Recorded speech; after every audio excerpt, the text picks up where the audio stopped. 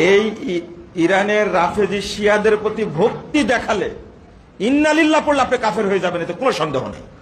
শিয়াদের কাফের বললে শিয়ারা ততটুকু খেপে না। বাংলাদেশের শিয়াদের দালাল যারা ইসলামী আন্দোলনের দোহাই দেয় তাদের গায়ে আগুন জ্বলে উঠে। কাফের হলে সৌদি আরব তাদেরকে ওমরা এবং হজের ভিসা দেয় কেন? কেউ কেউ ইরানের বিরুদ্ধে খুব বিষোদ্গার করছে। আমাদের বাংলাদেশি আহলে হাদিসের ভাইয়েরা বিশেষ করে তারা এই সময় ইরানের বিরুদ্ধে আকীদার প্রশ্নে অনেক বিষোদ্গার করছে, অনেক বক্তৃতা দিচ্ছে। এগুলো অপরিপক্কতা। ইরানের শিয়ারা বিভ্রান্ত, ফেরকায়ে দাল্লাহ, এটা কোনো সন্দেহ নাই। আমি তাদের বিপক্ষের লোক, পক্ষের নই।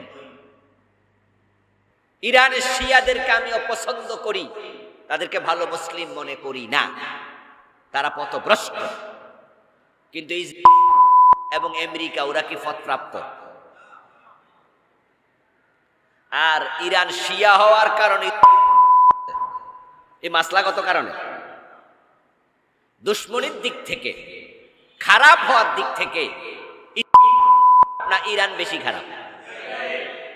ওটুকু বোধ যার নাই সে তো ব্যাকফল, সে তো বেকুব।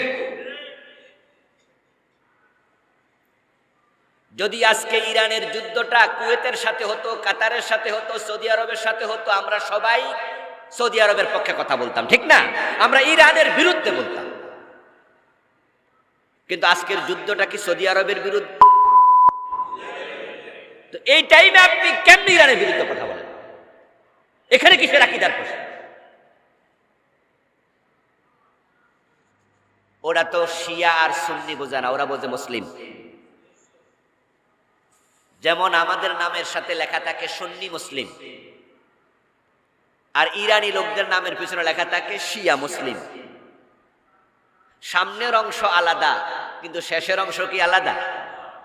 ওরা বোঝে কে মুসলিম, কে আল্লাহকে বিশ্বাস করে, যে নবী মুহাম্মদকে রাসূল মানে।